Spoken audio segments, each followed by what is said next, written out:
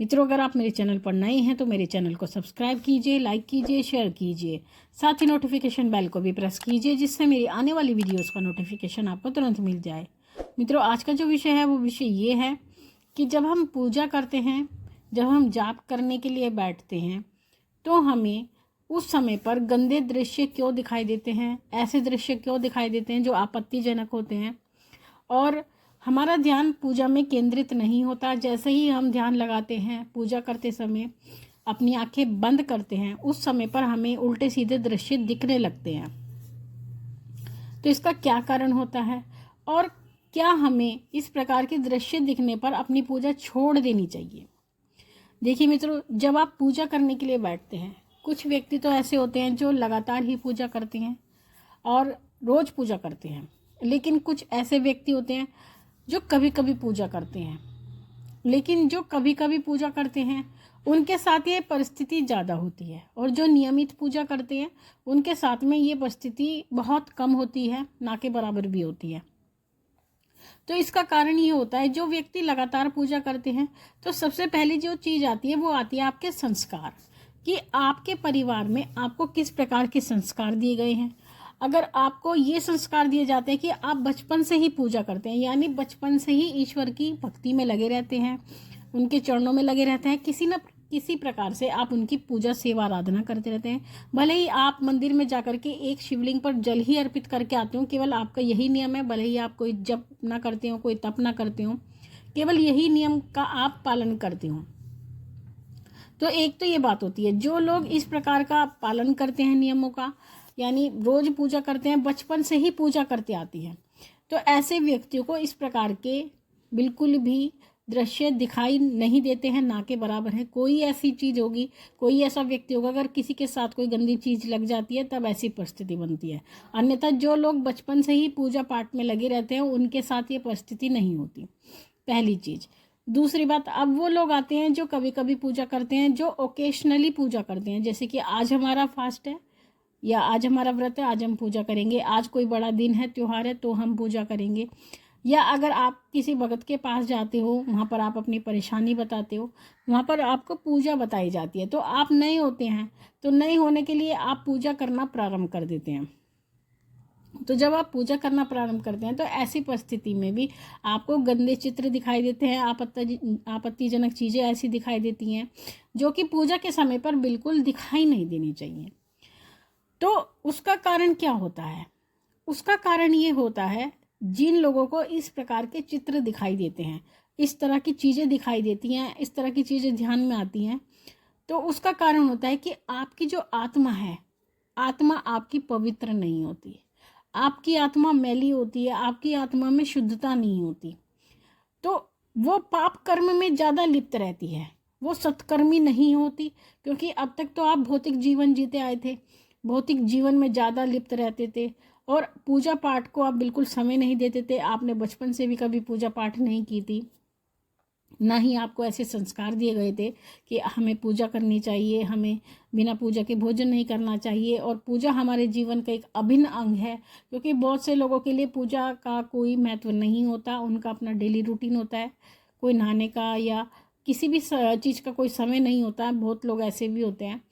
तो उन लोगों के साथ में, और उनके साथ जब कोई परेशानी आती है या अचानक से वो चाहते हैं कि चलो हम पूजा करते हैं, तो वो पूजा करना प्रारंभ करते हैं, तो उनके साथ ये परिस्थिति होती है, क्योंकि उनकी आत्मा में शुद्धता नहीं होती। क्योंकि आत्मा की शुद्धि भजन से होती है, आत्मा की शुद्धि पूजा से होती है, आत्मा की शुद्धि जाप के माध्यम से होती है। और आत्मा को शुद्ध करने का केवल यही तरीका होता है कि ईश्वर के चरणों में ध्यान लगाया जाए। और जब आत्मा शुद्ध होती है तभी एक जीव को मुक्ति प्राप्त होती है। अगर आपकी आत्मा मैली है तो आप शरीर छोड़ने के बाद भी यहाँ से मुक्त नहीं हो पाएंगे, यानी इस बंधन को नहीं तोड़ पाएंगे, क्योंकि वो बंधन आपकी आत्मा से जुड़ा है। आपका शरीर का बंधन तो छूट जाता है, लेकिन आत्मा का बंधन हमारे भौतिक संसार से जुड़ा रहता है। तो ऐसे व्यक्ति इस संसार को नहीं छोड़ पाते हैं, वो फिर इधर उधर अलग अलग योनियों में भटकते रहते हैं, क्योंकि पाप का जो बोझ होता है वो आपको ईश्वर के चरणों में जाने नहीं देता है, वो बोझ आपकी आत्मा पर भी रहता है। तो इसीलिए जिन लोगों की आत्मा मैली होती है, मन पवित्र नहीं होता, चित्त शुद्ध नहीं होता, तो ऐसे लोगों को इस तरह के चित्र दिखाई देते हैं। और एक इस प्रकार के लोग, जो लोग युवा होते हैं, जिनकी युवा अवस्था होती है, जिनकी बहुत छोटी उम्र होती है, जैसे कि आप मानिए कोई 20-21 साल का बच्चा है, अगर वो पूजा पाठ करने चलता है तो उसके साथ भी ये परिस्थिति होती है। उसका कारण ये होता है क्योंकि आपकी आकांक्षाएं बहुत ज़्यादा बड़ी होती है, आपकी कामनाएं बहुत ज़्यादा बड़ी होती हैं, तो उस समय पर भी आपका चित्त पूजा में नहीं लगता है, और जब आप आंखें बंद करते हैं तो उल्टी सीधी चीज़ें आपको दिखने लगती है। एक ये भी कारण होता है।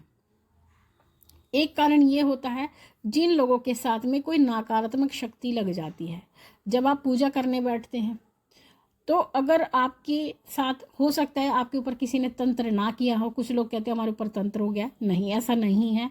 अगर आपके ऊपर तंत्र ना हुआ हो तो स्वतः भी तंत्र हो जाता है। स्वतः तंत्र कैसा होता है, जैसे कि आपको किसी ने खिला पिला दिया, एक तो इस प्रकार से तंत्र होता है। एक इस प्रकार से तंत्र होता है कि कोई ऐसी चीज़ पड़ी है, जैसे कि कोई उतारा पड़ा है, किसी ने नींबू मिर्ची फेंक दिया है, या जैसे आप देखते हो जगह जगह पर कहीं कहीं कूड़े का ढेर लगा रहता है, तो वहाँ पर ऐसी वस्तुएं पड़ी रहती हैं। कुछ कपड़े ऐसे पड़े रहते हैं, जैसे किसी मृत व्यक्ति के कपड़े पड़े हैं, या कोई स्त्रियां भी गंदे कपड़े अपने फेंक देती हैं, और अगर आपका पैर उन पर पड़ जाता है तब ऐसी परिस्थिति में कोई गंदी चीज़ आपके साथ जुड़ जाती है, आपकी आत्मा के साथ जुड़ जाती है। तो जब आप पूजा करने के लिए बैठते हैं तो वो चीज़, यानी वो गंदी आत्मा, वो नकारात्मकता आपको पूजा करने नहीं देती है, आपके मस्तिष्क में ऐसे चित्र बनाती है जिस कारण से आपकी पूजा में विघ्न आता है, और विघ्न के कारण ही आप पूजा नहीं कर पाते हैं। आप या तो उठ जाते हैं, आपको घृणा आती है कि हम पूजा करने बैठते हैं, ये हमें क्या दिख रहा है, तो आप उठ भी जाते हैं। कुछ लोग उठ भी जाते हैं पूजा को छोड़ के। तो इस कारण से भी आपको गंदे चित्र दिखाई देते हैं। तो कई कारणों से गंदे चित्र दिखाई देते हैं, लेकिन मैं फिर भी यही कहूँगी, अगर आपकी आत्मा मैली है तो आत्मा की शुद्धि का केवल एक ही मार्ग होता है, वो है भगवान का नाम, भगवान का जाप और हरि जाप। कहते हैं भगवान विष्णु, भगवान हरि आत्मा को शुद्ध करने वाले हैं, इस संसार के पालन करता है।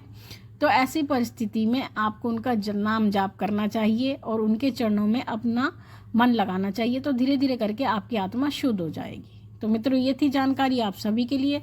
माँ भगवती से यही प्रार्थना करते हैं कि वो आपके भंडारे भरती रहे, आपकी सभी मनोकामनाओं को पूर्ण करती रहे। आपसे फिर मिलते हैं अपनी अगली वीडियो में, तब तक के लिए जय महाकाली, जय महाकाल।